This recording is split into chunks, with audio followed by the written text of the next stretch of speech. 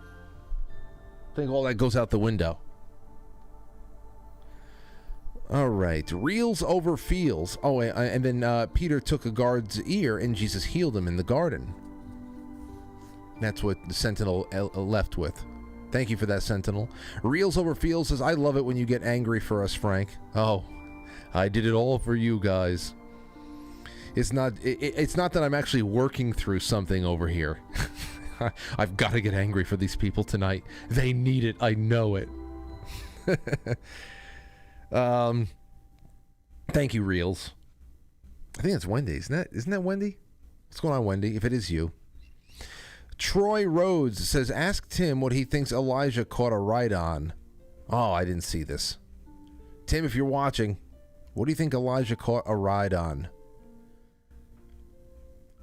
Ken McNeil says, Morse code. Thanks for the laughs, Frank. Momentum. Oh, by the way, yeah, I know that was a. You know that Rachel Maddow has a blinking problem. I've pointed that out in the past too. But this Corinne Jean-Pierre, she's on another story. She's blinking while her eyes are already closed. What is happening? But thank you so much, Ken.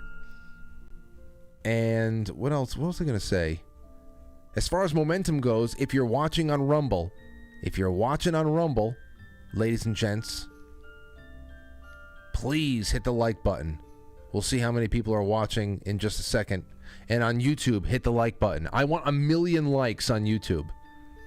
Let's get to 1 million likes. Everybody hit the like button 3 times each. That'll get us there.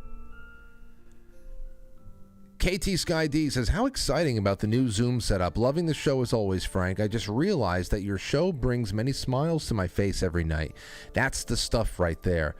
That's the only stuff. The only stuff. American Girl 3 says, hey Frank, a little something for the Jim Lee business account. That frozen pic of you is what I look like when my father calls and he's droning on and on about his expert knowledge learned from the world of MSM. God, it drives me nuts. Let me see if Frank is still there. There he is. Oh, there I am. I'm actually putting all my media together. But look, that's just how I spend most of my day. That's me hunched over the kitchen table, writing the show, fighting the clock. There I am. It's me and my exhilarating state of existence. Thank you, American Girl. I'm glad that we had that to relate to each other. Revolution says, Frank, don't spend $600 on TeamViewer. I'm confident Jim Lee is savvy enough to use Tight VNC, Google Remote Desktop, or Mesh Control Central as your Skype situation considers getting a SIP. Consider getting a SIP trunk provider hosting your own 3CX phone system. Maybe in the future, maybe that's the next thing I do. But for now, if I can add on just a couple of more services to the Zoom and learn a new method that consolidates all these programs, so I can only use one instead of two, and I can take calls now in ways that never before, I'm fine with the Zoom thing. As far as the TeamViewer thing, Jim has been out there looking all over the place. He spent a day looking all over the place. And it's just, I don't know. It's not working out. TeamViewer has a monopoly on shit. And anyway, that is a yearly thing. And Jim, I guess I can just write it off at the end of the year. Always need things to write off, right? And anyway, that's another reason why you guys and gals are so good to me. Yeah, because I haven't had to do one of those money bombs or anything. That's why I say, just become a sponsor. $2 a month, $24 a year, whatever the hell it is. And these are the kinds of things that we're able to just survive and thrive past. Because I don't know what the hell's going on with this computer. If you should see the weirdness that goes on blinking across all of the 3 screens. It's so weird. I'm going to check our connections after this too. Uber Viking says, hey, Frank, I think the reason people look into assisted suicide boils down to this: wanting to die but not being able to do it yourself. This is a dangerous territory. Suicide shouldn't be simple because you can't go back once it's done. It's just my opinion. I totally get that. Not wanting to do it yourself. But what are you doing? You're going to a doctor's office. You're going to lay down, and he's either going to gas you. If you're going to lay there and have no regrets, and you're not going to stop anybody from putting a mask over your face as you're taking all that down, or if you're drinking your hemlock or whatever the hell else is going on, I mean, you got to... Oh, wow, that was cool. Did you see the lava lamp finally fall down and splatter and goopy-de-goo?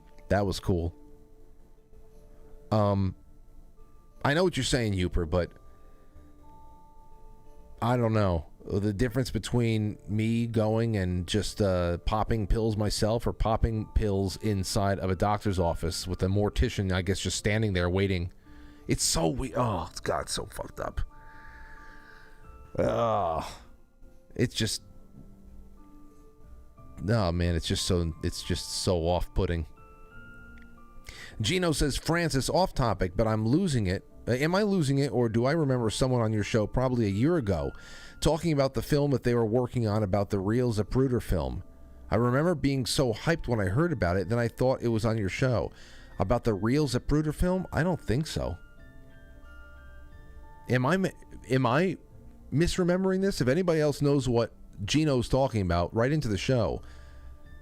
I don't remember this. We talk about the Zapruder film more often than not, but I don't know anybody that was working on a movie about it. Booze Fighter Ahab says, one for the raffle. By the way, I'm a Frankly, definitely not a Francisi or whatever. Sorry, Matt. Well, I'll tell Matt you said that. And remember, the Franciscans are a very radical sect. I would not want to get them angry. So let's go to Phil's WW. Phil's says, hey, Frank, well, my husband has been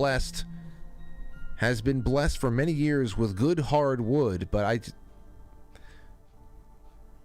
I'd be crazy to turn down extra, especially with you describing it as big and beautiful.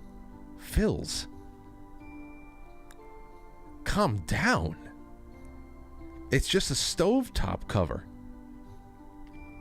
Please enter me into the raffle. Thank you and God bless. My gosh.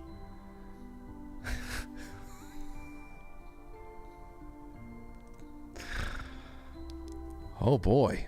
All right. So let's all right, let's go here. Kurzka says, I might need that Mothman survival guide with all these O'Hare sightings. Oh, I guess Kurzka's next to Chicago. Yeah, well, hey, you could win it. Maybe I'll make this like a second, I don't know. If I'm going to send it all together. I should have worked all this out before. And Diana W. Thank you, Diana. No message, but I know what you meant. You want the wood.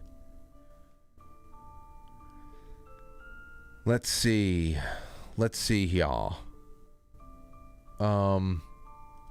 Over there on Rumble, we've got Costco Law School that says, can you ask Jay Dyer to break down the work of William Gibson, specifically Neuromancer, all about AIs trying to escape and psychotic elite doing cryogenics cloning to live forever. Again, Costco Law School, please send that to me in email. Quite frankly, super chat. Quite frankly, podcast at gmail.com. Jay Dyer comes on next week, so I'll just throw it right into my notes and I'll see where that leads. That sounds pretty interesting. I think I would like to hear the answer to that. United 82 said, speaking of horror films, just saw the new Evil Dead Rise movie. It's good. Great addition to the originals. Wait, we have a new Evil Dead? So Army of Darkness is no longer the last Evil Dead? Costco Law School said, can you ask Jay Dyer to break down... Okay. I don't know if that's different from the last one, but send it over to, quite frankly, podcast at gmail.com. Thank you, Costco. And let's see, what else? Do we have anything else? Yes, Tropical Rocket says, what are your thoughts on having a personal connection to God versus through a church and system? I don't have a connection to God through a church or a system. All connections to God are personal. Let's see here. Moving on to Rockfin. Rockfin, we have Fishhead Montana. Says, I know someone personally who performs exorcisms. I could definitely ask him, but you're going to have to quit snubbing my supers.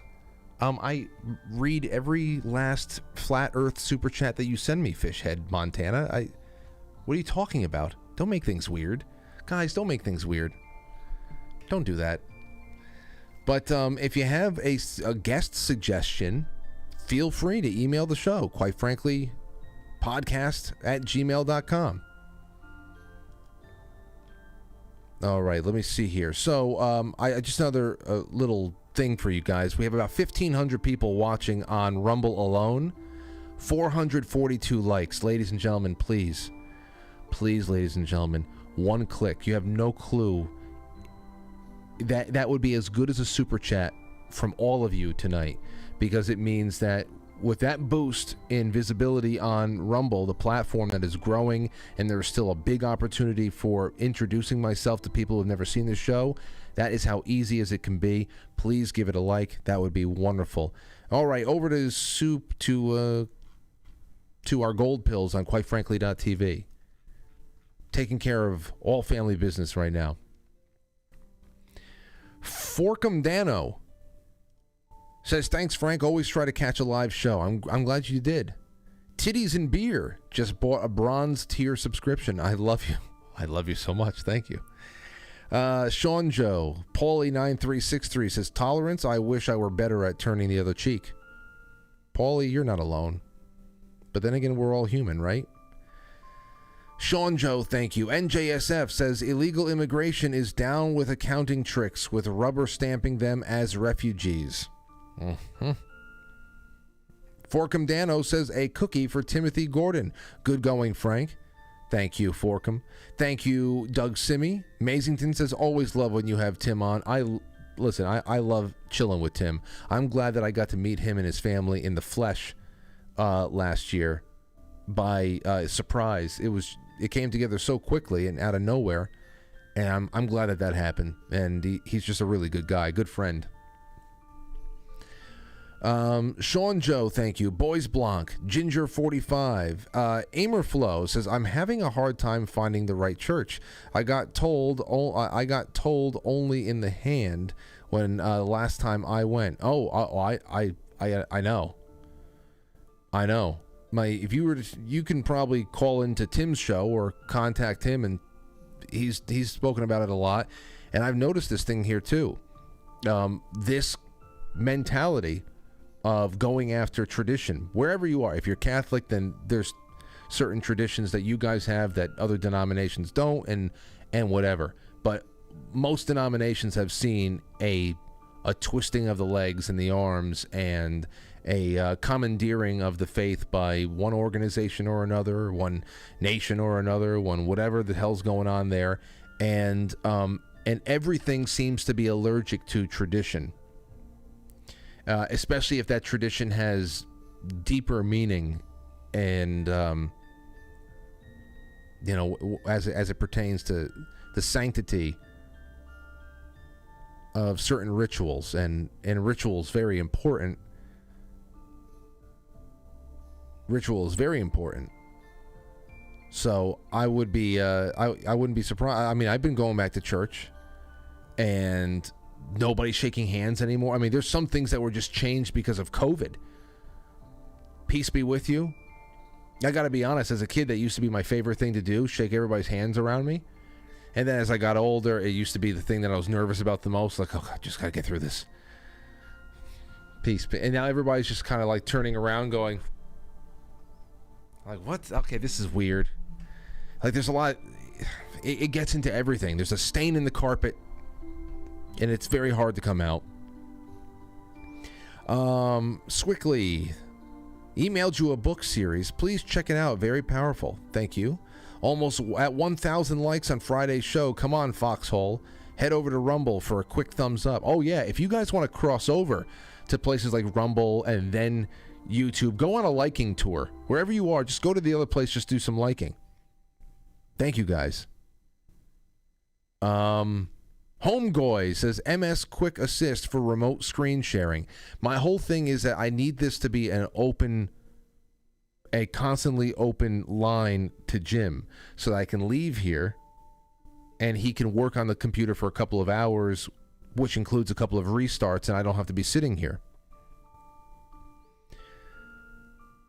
I'll ask him. I mean, MS Quick Assist, and there's a few other things that we were given on the other super chat. I'll ask him one last time before I make the purchase. But Michael BKNY says, lay in the wood. Thank you, Michael. Thank you. Thank you so much. Alrighty. So let me, I'm going to release the scratching. We're almost done here. I have a little bit more Fox News. I can do that tomorrow, though. I'll show that to you. I'll show the rest of that to you tomorrow so we could talk about the big win that Media Matters had. I had an email here about the ABC airing the footage of the Twin Towers during the Knicks Heat game the other day. It was from Karen. She said this, Frankie, we think alike. I think it was on purpose, airing this 22-year-old footage of the Twin Towers in the background, with the foreground being occupied by the Statue of Liberty. I think it was on purpose, said Karen. They are saying everything is gone. Next, your freedom. That is why the Statue of Liberty was shown. It is next, and then they are done killing our nation. I don't know. Maybe. But you cannot tell me that. Whoops. Whoops. How far into the archives did you have to go digging to whoopsie that onto television? Well, you just see what the hell just happened. Things just, whoa. You see? It's like Poltergeist in here. I wish Jim Lee could see this so he knows exactly what he's going to be in there trying to fix. So, thank you for that. Anything else I wanted to tell you? No. No, we'll do more tomorrow. Sean from the SGT report will be on, and then we will go and push on into the rest of the week. I think this is a really, really great show. I have some stuff over here from. No, I thought that was for a network announcement, but it wasn't. My bad. All right, ladies and gentlemen, thank you for everything. Thank you to Timothy Gordon for hanging out with us tonight. Thank you to all of our super chatters and friends and people who are liking and sharing the show. I hope that the conversation was stimulating, and I cannot wait to get into all those emails that will show up, because tomorrow I may be able to bring this up with Sean, and we can start, recycling the exhaust, see what he thinks, bring in some of your thoughts. I'm going to be bringing up the voting rights question tomorrow with Sean. Tomorrow we're going to be doing the voting rights thing. It'll be a little bit with SGT, a little bit with you guys afterwards. We'll definitely have some time for calls, and I know that you will enjoy the Hump Day programming. It'll be the 3rd day of May. As for tonight, you guys have been wonderful to me, and I'm eternally grateful. So have a good night and take care of yours, and we will see you tomorrow. Good night. Bye. I'll catch you on the flip side.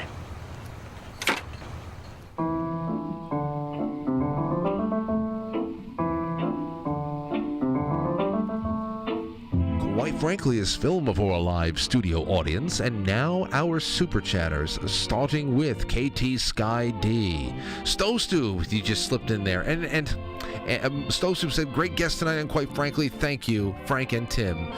Mara Frago says, have Dutch Sense on as a guest. He forecasts earthquakes. Yes, I know Dutch Sense.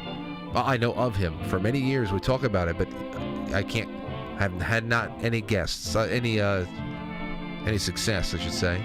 Thank you, Sentinel, Reels Over Fields, Troy Rhoda, or Rhodes, Ken McNeil, KT Sky D, American Girl, Revolution, Uber Viking, Gino, Booze Fighter, Phil's WW, looking for that wood, Kurzka 22, and Diana W. I'll see you tomorrow, my friends. Thank you for tonight.